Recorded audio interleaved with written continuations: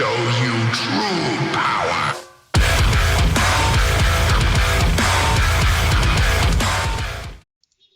What's up, metalheads? Back here with another video. This is something that I want to bring to everybody's attention. There is a bug interaction that is completely broken that GGG needs to address before 0.5 goes live. In my opinion, it's basically unlimited damage scaling with totems, and with the changes to the newest Ancestral Bonding passive on the tree, meaning that you could have 4, 5, 6 totems all scaling basically unlimited damage and completely breaking the game. It's going to be more or less for mana stacking characters. And since spell totems don't cost anything, it really breaks the risk reward of the mana stacking gameplay. Going to take a look at there's a video here. Take a look at this. QFun posted this. I'll have a link to the video and his channel in the comments below, but let's take a look at what the tech here is and the bug.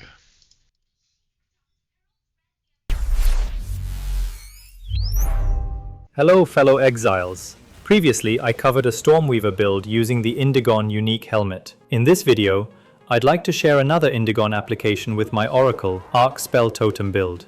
Arc in each totem can achieve 18 million damage? That's kind of nutty.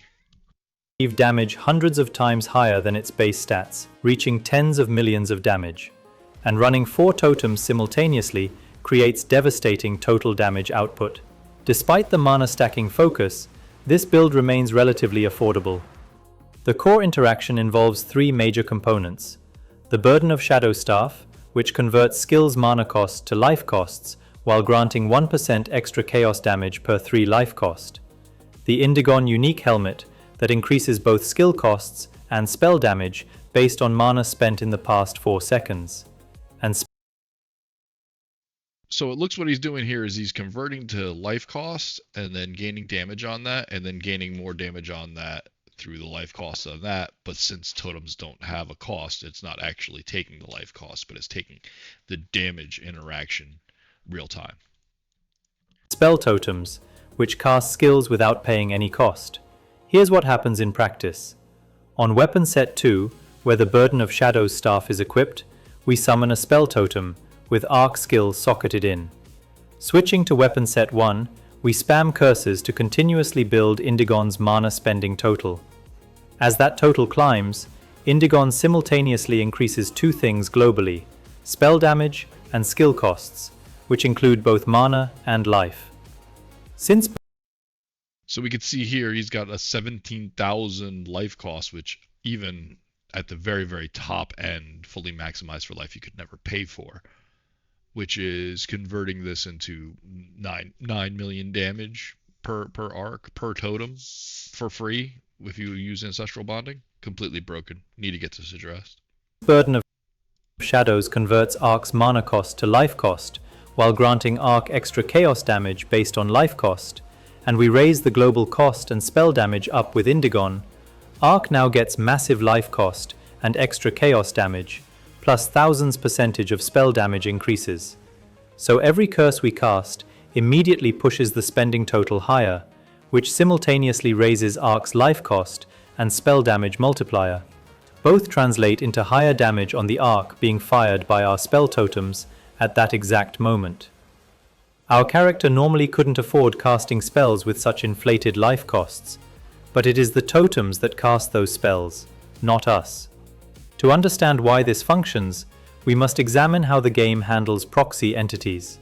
Spell totems are proxies, casting our character's spells while inheriting the offensive modifiers that apply to those spells. More importantly, spell totems do not snapshot. When our character's offensive stats that modify spells change, those changes immediately affect whatever the totem is currently casting. This establishes a live connection between our character and the totems. Indigon generates a feedback loop, where mana spent within the past 4-second rolling windows drives both skill costs and spell damage upwards simultaneously. If you're unfamiliar with this mechanism's full details, I covered it in my previous Stormweaver video. What matters here is the continuously escalating nature that each cast feeds into the next. Now we examine why these mechanics together enable this build. Burden of Shadows provides the modifier. Skills gain 1% extra chaos damage per 3 life cost. It's calculating damage based on what arc would cost to cast, not what was actually paid. As we spam curses and drive Indigon's spending total higher, global costs rise continuously, including Arc's life cost on weapon set 2, where Burden of Shadows operates.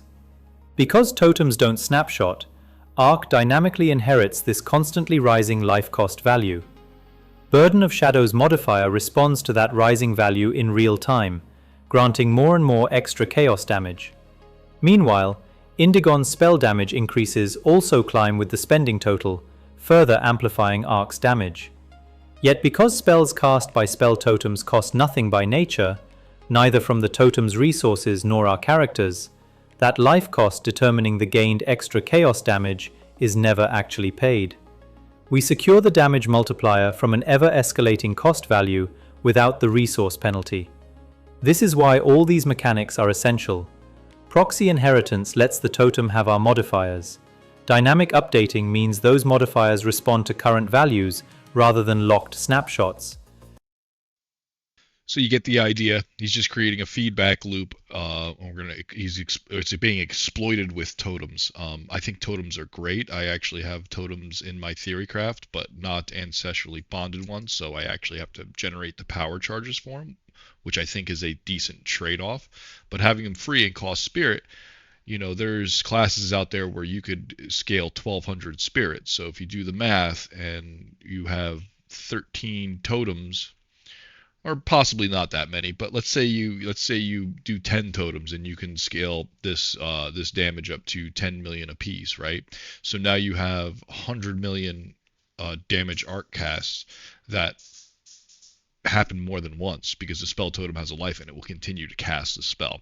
So a completely broken interaction, and this is completely bugged, and GGG needs to address it.